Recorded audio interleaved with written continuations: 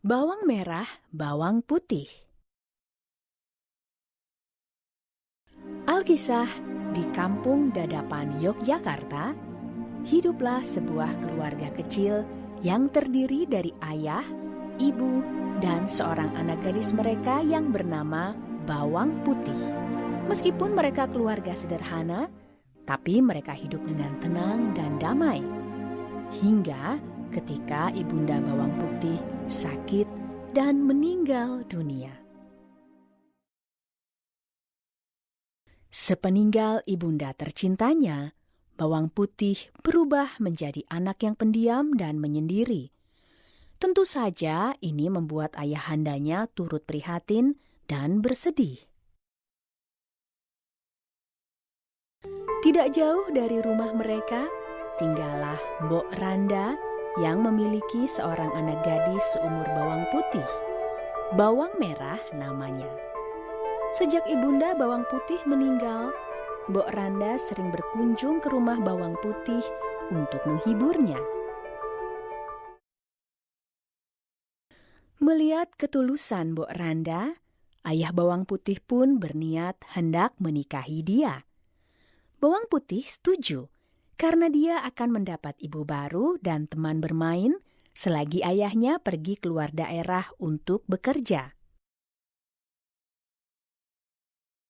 Pada awalnya, Mbok Randa dan Bawang Putih terlihat begitu perhatian serta sayang kepada Bawang Putih. Tapi, begitu ayah Bawang Putih pergi, ketahuanlah sifat asli mereka. Bawang Putih jadi sering dibentak-bentak dan diperintah macam-macam oleh Mbok Randa dan Bawang Merah. Layaknya pembantu, Bawang Putih disuruh mengerjakan semua pekerjaan rumah. Mencuci, menyetrika, mengepel, memasak, dan lain-lain.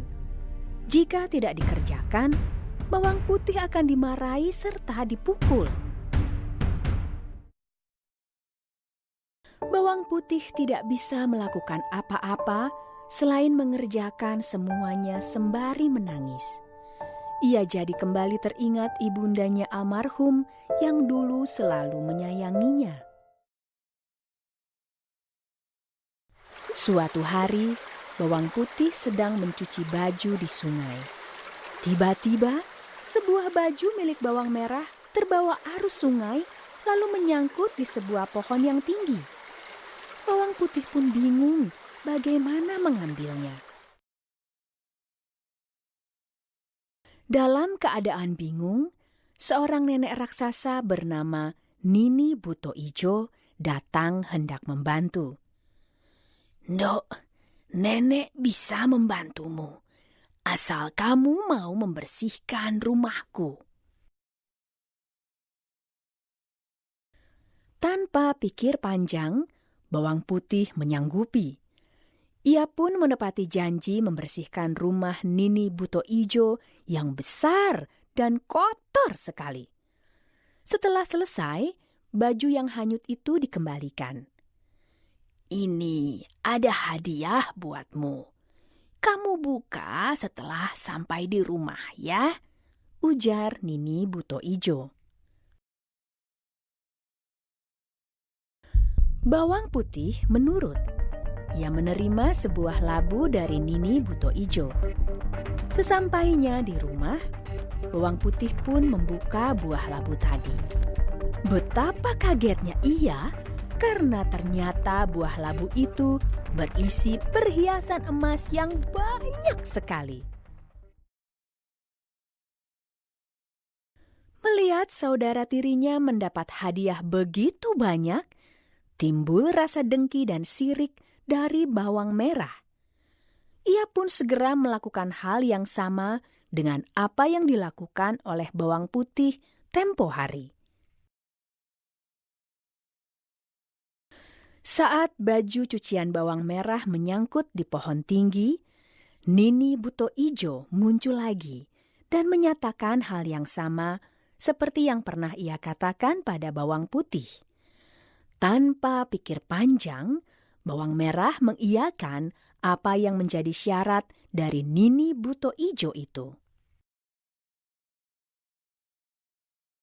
Berbeda dengan bawang putih yang rajin, begitu melihat rumah Nini Buto Ijo yang besar dan kotor, bawang merah merasa jijik dan hanya membersihkan sedikit saja. Setelah dia anggap selesai, ia pun menagih janji Nini Buto Ijo. "Baiklah, bawang merah, karena kamu pemalas, maka kamu aku beri buah labu berwarna kuning ini saja," ujar Nini Buto Ijo. Tanpa pikir panjang, bawang merah segera pulang dan membuka buah labu yang ia bawa. Tapi, betapa terkejutnya ia dan Mbok Randa karena isi dari buah labu kuning itu berisi ular kecil, kalajengking, kecoa, dan beberapa serangga lain. Mereka pun lari tunggang-langgang.